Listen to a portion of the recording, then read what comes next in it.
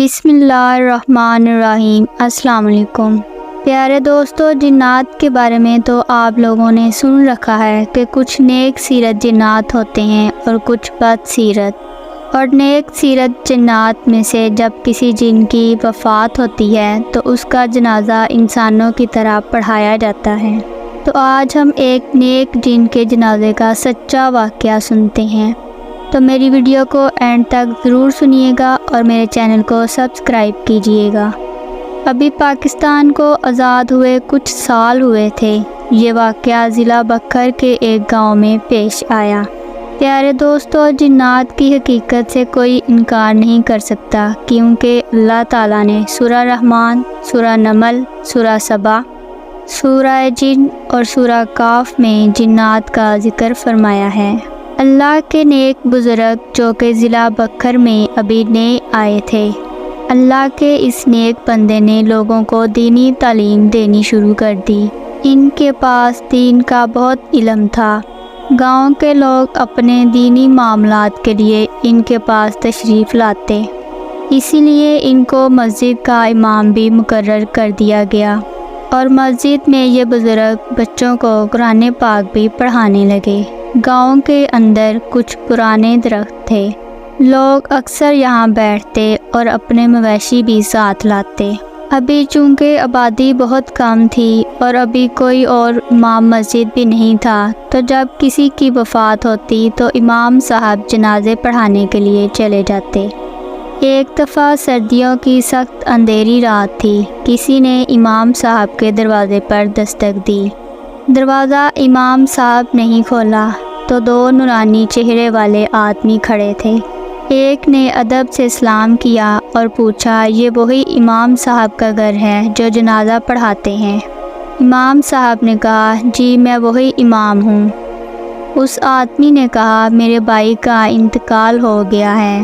میرے بھائی کی خواہش تھی کہ جب اس کا انتقال ہوگا تو آپ ہی اس کا جنازہ پڑھائیں گے، اور کہا کہ امام صاحب جنازہ تیار ہے، بس لوگ آپ کے انتظار میں ہیں، آپ کی مہربانی آپ ہمارے ساتھ چلیے۔ امام صاحب نے پوچھا، وہ مجھے کیسے جانتے تھے؟ اس شخص نے کہا، جب آپ اپنے پرانے گھر میں قرآن کی تلاوت کرتے تھے تو وہ آپ کو سنا کرتے تھے۔ امام صاحب کچھ چونک سے گئے، ان کی باتیں اور حرکات کچھ عجیب سی معلوم ہو رہی تھی۔ امام صاحب کے لیے رات کا جنازہ کوئی نئی بات نہیں تھی، اس لیے امام صاحب نے کہا، میں کپڑے تبدیل کر کے آتا ہوں۔ اب وہ جنازے کے لیے جانے لگے تو وہ آدمی آگے آگے تیز تیز چل رہے تھے اور امام صاحب ان کے پیچھے تھے۔ وہ آدمی چلتے چلتے گاؤں کی حدود سے باہر آ گئے تو امام صاحب نے کہا، لگتا ہے آپ اپنے گاؤں کا راستہ بھول گئی ہیں۔ وہ آدمی تیز تیز چلتے رہے اور ایک سنسان جنگل میں جا کر رکے۔ ان میں سے ایک بولا، اے آدم زاد، ڈرو نہیں، ہم بالکل صحیح راستے پر ہیں۔ یہ سن کر امام صاحب کچھ ڈر سے گئے اور سوچنے لگے، اس نے مجھے آدم زاد کیوں کہا ہے؟ ابھی امام صاحب یہ سوچ ہی رہے تھے تو دوسرا آدمی بولا، ہمارے بھائی کی خواہش تھی، اسی لیے ہم آپ کو یہاں لائے ہیں۔ ہم نیک جنات ہیں، ہم آپ کو کوئی نقصان نہیں پہنچائیں گے۔ انہوں نے دیکھا تھوڑی دور بہت سے لوگ سفید کپڑے پہنے کھڑے تھے اور ان کے قد بہت لمبے تھے، اور ایک میت بھی موجود تھی۔ امام صاحب نے خود کو سنبھالتے ہوئے جنازہ پڑھایا، آپ نے ہمارے بھائی کی خواہش پوری کی، اب ہم نے بہت دور جانا ہے۔ اس نے چند کوئلے امام صاحب کو دیے اور کہا، یہ آپ کا انعام ہے۔ لیکن امام صاحب نے ڈرتے ڈرتے ایک ہی کوئلہ پکڑا اور جیب میں رکھ لیا۔ جن نے کہا، اب آپ جا سکتے ہیں۔ امام صاحب جانے لگے تو ایک دم مڑ کے دیکھا تو وہاں کوئی جن نہ تھا، سب جا چکے تھے۔ یہ دیکھ کر امام صاحب بے ہوش ہو گئے۔ جب ہوش آیا تو اپنے گھر میں موجود تھے۔ ان کی بیوی نے بتایا کہ آپ گھر کے باہر دروازے پر بے ہوش ہو گئے تھے۔ امام صاحب کو کوئلے کا خیال آیا تو نکال کے دیکھا تو وہ ہیرا تھا۔ لیکن پھر امام صاحب ساری زندگی اس سچے واقعے کو نہ بھلا سکے۔